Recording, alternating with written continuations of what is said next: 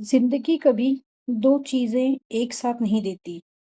एक हाथ से कुछ नया और दूसरे हाथ से सबसे प्यारा छीन लेती है। मेरे साथ भी कुछ ऐसा ही हुआ। 10th बोर्ड एग्जाम के बाद घर में खुशी का माहौल था और उसी दौर में भगवान ने मुझे मेरा छोटा भाई दिया। एक नई जिंदगी, एक नई जिम्मेदारी, एक नया रिश्ता। पर शायद किस्मत को लगा कि ये खुशी अधूरी है। बात तो उन दिनों की है। उस दिन मैं कॉलेज में थी। पापा मुझे लेने आए। उन्होंने बस इतना कहा, इमरजेंसी है, घर चलना है। रास्ते भर उन्होंने कुछ नहीं बताया। मैंने पूछा भी, क्या हुआ पापा? उन्होंने कहा, राजू की तबीयत ठीक नहीं है, हॉस्पिटल चलना है। मेरा दिल बैठ गया। मैं बार बार पूछती रही, पापा चुप रहे।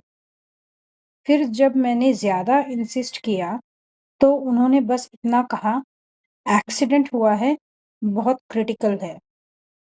मैं वहीं रो पड़ी। पापा ने मुझे संभाला, मेरे सर पर हाथ रखा और कहा, मत रो, वो ठीक हो जाएगा और हमारे साथ ही रहेगा। मैं उनकी बात मान गई, क्योंकि जब तक पापा बोल रहे थे मुझे लगा सब ठीक हो जाएगा। पर कुछ बातें सिर्फ दिल को तसल्ली देने के लिए होती हैं, सच के लिए नहीं।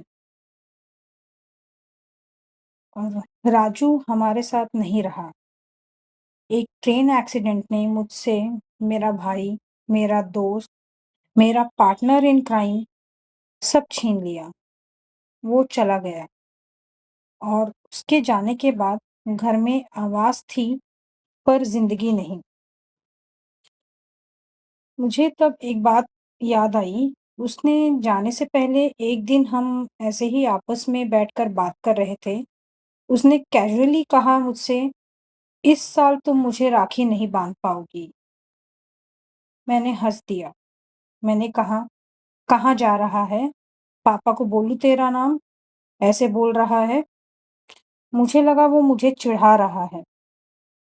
मम्मी ने भी कहा, छोड़, मजाक कर रहा है। पर वो मजाक सच बन गया।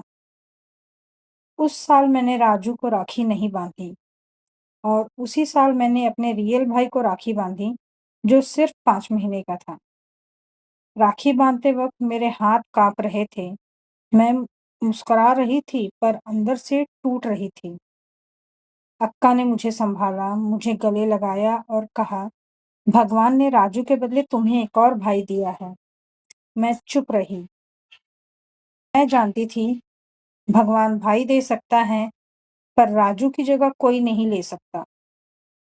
आज भी मुझे याद है राजू का मेरे लिए वो स्पेशल चाट बनाना, जिसमें वो भेल, समोसे, रगड़ा पैटीज सब मिक्स करके वो सिर्फ मेरे लिए बनाता था।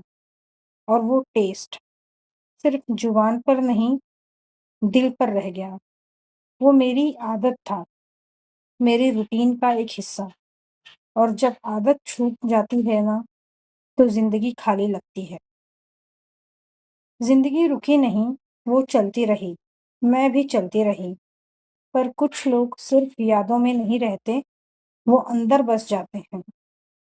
और जब मैं संभलने की कोशिश कर रही थी, तब जिंदगी ने एक और इम्तिहान तैयार कर रखा था। 12th बोर्ड एग्जाम के दौरान मेरे साथ एक और, जो मुझे पूरी तरह बदल कर रख गई। कल भी जारी रहेगी कहानी, जब जिंदगी ने मुझे बिल्कुल अकेला महसूस करवाया। अगर आप यहाँ तक आए हो तो चैनल को लाइक कीजिए, सब्सक्राइब कीजिए और कमेंट में लिखिए राजू, क्योंकि कभी-कभी सिर्फ नाम लिखना ही काफ़ी होता है। Thank you.